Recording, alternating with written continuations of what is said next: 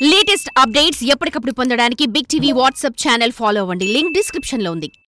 ఎన్నో ఏళ్లుగా జరుగుతున్నా ఈసారి అలా జరగదులే అని ఆశలు పెట్టుకున్న అభిమానుల్ని డిసప్పాయింట్ చేస్తూ మరోసారి ఆస్కార్ మనకి అందరి ద్రాక్షగానే మిగిలిపోయింది. అయితే మన దేశం నుండి వెళ్లిన సినిమా నిరాశపరిచిన మన దేశానికి చెందిన వ్యక్తి ప్రధాన పాత్రలో నటించిన మరో చిత్రం షార్ట్ లిస్ట్ అవ్వడం ఇక్కడ విశేషం. ఆస్కార్ ఫిలిం మేకర్స్ కి ఇంటర్నేషనల్ స్టేజెస్ మీద ఎన్ని అవార్డ్స్ సాధించినా ఈ అవార్డ్ అందుకోలేకపోతే మాత్రం ఏదో వెలితిగానే ఉంటుంది.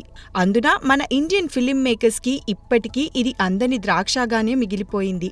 మొన్న మధ్య ఆర్ఆర్ఆర్ రూపంలో అక్కడిదాకా వెళ్లినా అది పాట వరకు మాత్రమే పరిమితమైంది.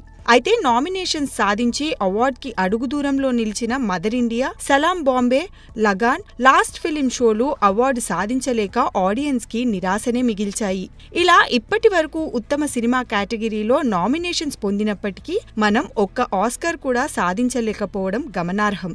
ఇక బాలీవుడ్ నటుడు ఆమిర్ ఖాన్ ఎక్స్ వైఫ్ కిరణ్ రావు దర్శకత్వంలో రూపొందిన లాపతా లేడీస్తో ఈసారైనా ఆ కల నెరవేరుతుందేమో అనుకున్నారు ఇండియన్ మూవీ లవర్స్. ఆస్కార్ లో షార్ట్ లిస్ట్ అవ్వడానికి లాపతా లేడీస్ టీం కూడా చాలానే కష్టపడింది. ఆస్కార్ క్యాంపెయిన్ లో భాగంగా వరుస స్క్రీనింగ్లు, ఇంటర్వ్యూలు ఇచ్చి సినిమాని గట్టిగానే ప్రమోట్ చేసింది చిత్ర యూనిట్. అయితే ఎన్ని ప్రయత్నాలు చేసినా లాపతా లేడీస్ 2025 ఆస్కార్ అవార్డుల షార్ట్ లిస్ట్ లో చోటు దక్కించుకోలేకపోయింది. అయితే మన దేశానికి వ్యక్తికి చెందిన సినిమా మాత్రం షార్ట్ లిస్ట్ అవ్వడం గమనార్హం. భారతీయ నటి షహానా గోస్వామి ప్రధాన పాత్రలో నటించిన సంతోష్ అనే సినిమా ఆ ఘనత దక్కించుకుంది.